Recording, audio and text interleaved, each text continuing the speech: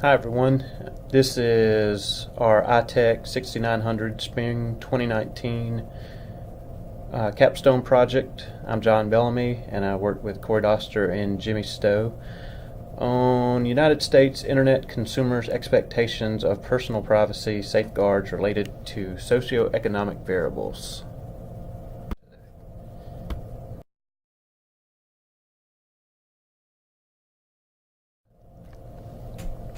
What is GDPR? GDPR stands for General Data Protection Regulations, and these are a set of rules designed to give citizens of the European Union control of their personal data. GDPR states that users have the ability to share or not share any of their personal data.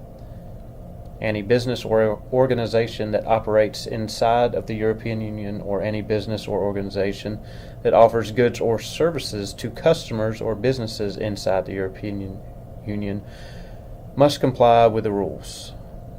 This includes any website that has ads that are designed to earn money.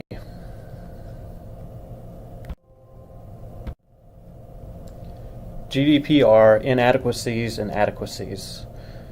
Not being compliant with the EU GDPR rules will force social media sites to have their access to the European Union revoked. This will affect their ability to market and expand their brand to the European Union. By being compliant with GDPR, social media sites will have access to a broader market and help expand their business. Not only will they be able to have more users, they will be able to have more partners and sponsors having ads on their page. By having more users and partners, they will have higher revenues. Purpose of the study. Due to the United States not having a law in place that is similar to GDPR, the purpose of this study was to determine if there is a significant statistical relationship of an American consumer's online shopping habits and their expectations of safeguards on their personal or sensitive information, as well as governmental control regulations based on the socioeconomic variables of age, gender, and education. Member states of the European Union enacted GDPR to establish a standards baseline for safeguarding a citizen's personal data online. Do American consumers share similar concerns? We asked 9 research questions in our study. Number 1, is there a significant relationship of gender with the frequency of online shopping? Number 2, is there a significant relationship of age with the frequency of online shopping? Number 3, is there a significant relationship of education level with the frequency of online shopping? Question 4, does gender significantly affect an online consumer's level of confidence that their personal information is safeguarded when shopping online? Question 5, does age significantly affect an online consumer's level of confidence that their personal information is safeguarded when shopping online? Question 6, does education level significantly affect an online consumer's level of confidence that their personal information is safeguarded when shopping online? Question 7, does gender significantly affect an online consumer's expectation of greater privacy control of their personal and sensitive information through government regulation and/or legislation? Question 8, does age significantly affect an online consumer's expectations of greater privacy control of their personal and sensitive information through government regulation and/or legislation? Finally, question 9, does education level significantly affect an online consumer's expectations of greater privacy control of their personal and sensitive information through government regulation and/or legislation?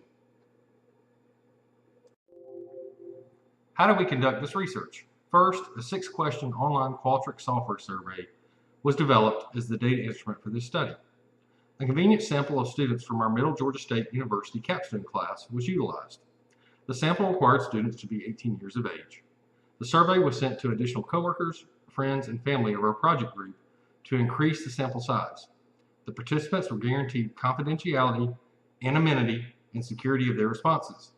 The resulting data was analyzed using SPSS version 25 software, using t-test and one-way ANOVA analysis to determine the statistical significance of the study's research questions.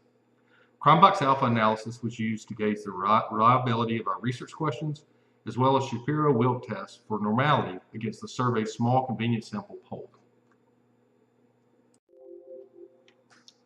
The first three survey questions measured the socioeconomic variables of age, ranging from 18 years of age to 55 and older, gender, male or female, and the highest level of school or education that the participant had completed or the highest degree you had received, ranging from less than a high school degree to a graduate degree. The next three questions utilize 5-point Likert scales. Question 4 asks, how frequently do you buy products online, ranging from extremely often to not at all? Question 5 asks how confident that your personal information is kept confidential when you're buying products online, ranging from extremely confident to not at all confident. And finally, the last question asks, should companies be required to provide consumers with greater control of their personal data and sensitive information through government regulation and/or legislation, much like GDPR? These answers range from strongly agree to strongly disagree.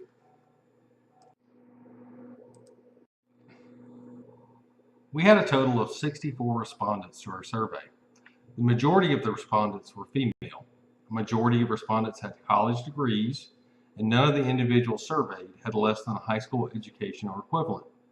The age of participants surveyed was balanced within the middle ranges of 25 to 44, but there was no representation in the age group of 18 to 24 and the least representation in the age range of 55 and older. In the case of research questions involving gender, t-test analysis was conducted.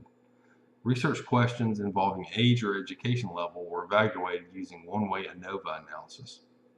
Think back to your ITEC6900 class when we learned how to do quantitative research and analyze things statistically using p-values.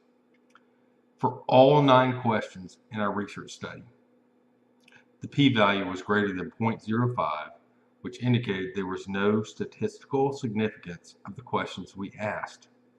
Now look at the results across all the questions. I will pause briefly as we go through, but you will see that all 9 questions ultimately resulted in no statistical significance as a result.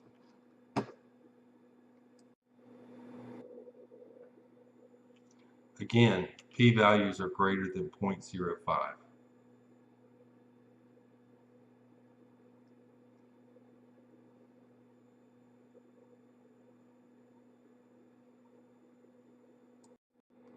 And again, p-values are greater than 0.05.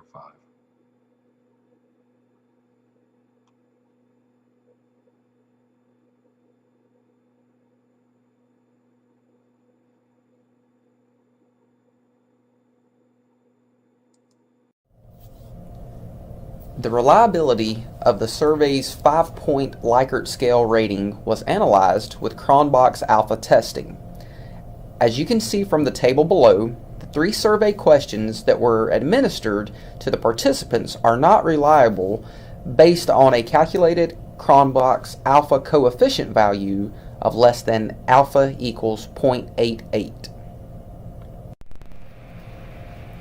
Our research saw limitations due to the small convenient sample size.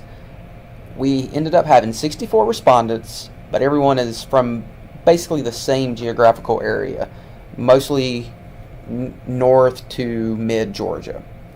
We also had a poor representation of the variables of age, gender, and education based on the Shapiro-Wilk test for normality with significance value below 0.05.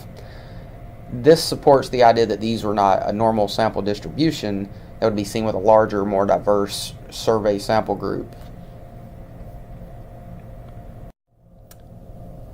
Our study's primary focus was to determine if age, gender, and education level significantly affected the American consumers' expectations of safeguards on their personal or sensitive information, as well as government control regulations. Our results indicated that these independent variables, they did not actually have a significant impact on the consumer's level of concerns regarding their privacy. They just didn't seem to change one way or the other. The poor Shapiro-Wilk results can be attributed to the small convenient size because, like I said, we ended up only having 64 people and everyone was in the same geographical area, so it wasn't a very diverse group. The Cronbach Alpha results, they were unexpected and indicated the survey questions were unreliable.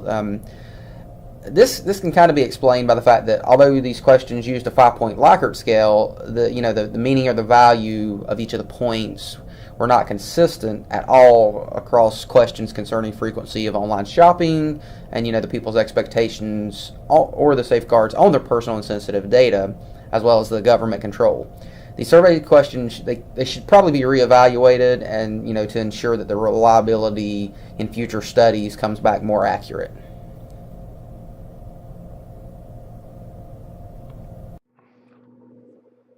Shapiro-Wilk test for normality of a consumer's shopping frequency indicates significance values far below 0.05.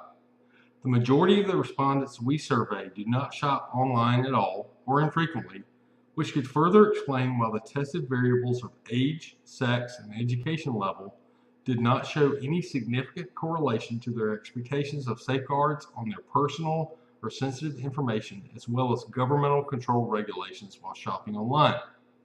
When you don't shop online, you do not put anything on the line to be worried about protecting.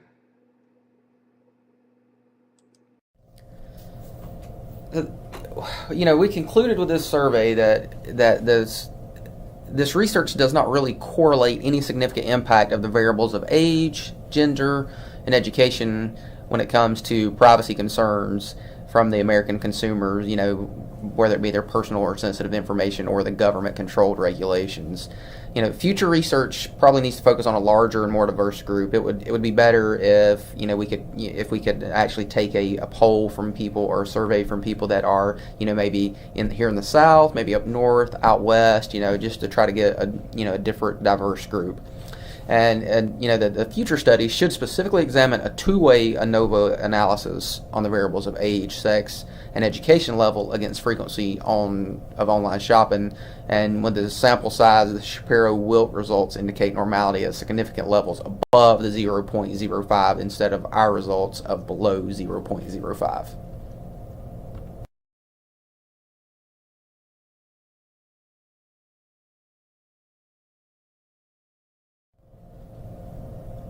Thank you for watching. That concludes our presentation.